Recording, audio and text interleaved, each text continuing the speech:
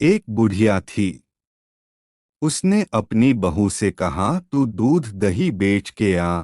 वह बेचने गई तो रास्ते में औरतें पीपल पथवारी सींच रही थीं। उनको सींचता देखकर बहू ने पूछा कि तुम यह क्या कर रही हो? औरतें बोली कि हम पीपल पथवारी सींच रही हैं। इससे अन्न और धन होता है। 12 वर्ष का बिछुड़ा हुआ पति मिल जाता है। बहू बोली, ऐसी बात है तो तुम पानी से सींचती हो तो मैं दूध से सींचूंगी।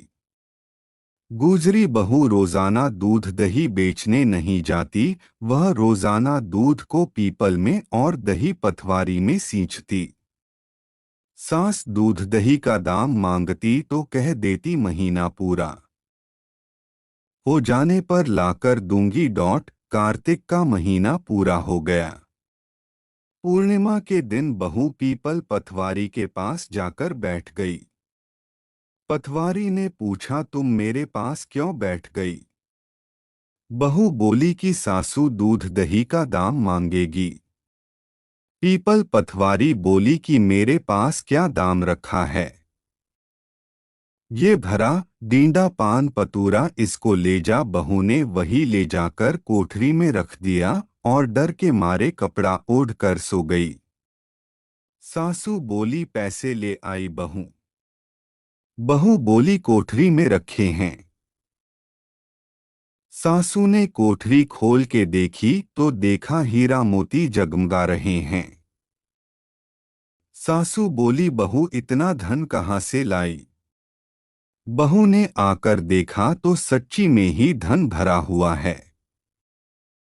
बहू ने सास को सारी बात बता दी। सास ने कहा, अब की कार्तिक में मैं भी पथवारी सींचूंगी। कार्तिक आया, सास दूध दही तो बेच आती, हांडी धोकर पीपल पथवारी में चढ़ा देती।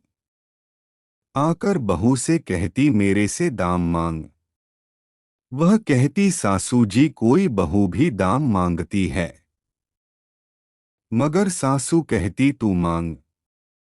बहू बोली, सासू जी पैसे ले आओ। तो सास पीपल पथवारी के पास जाकर बैठ गई। पीपल पथवारी ने सास को पान पतूरा भरा डींडा दे दिया।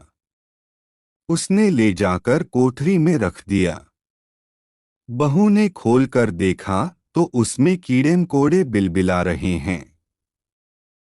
बहू ने कहा, सासू जी यह क्या? सास ने आकर देखा और बोलने लगी, पीपल पथवारी बड़ी दोगली पटपीटन है। इसको तो धन दिया, मुझको कीड़ा मकोड़ा दिया। तब सब कोई बोलने लगे कि बहू तो सत की भूखी सींची थी, तुम धन की भूखी। हे पथवारी माता, जैसा बहू को दिया वैसा सबको देना, जैसा सास को दिया वैसा किसी को ना देना।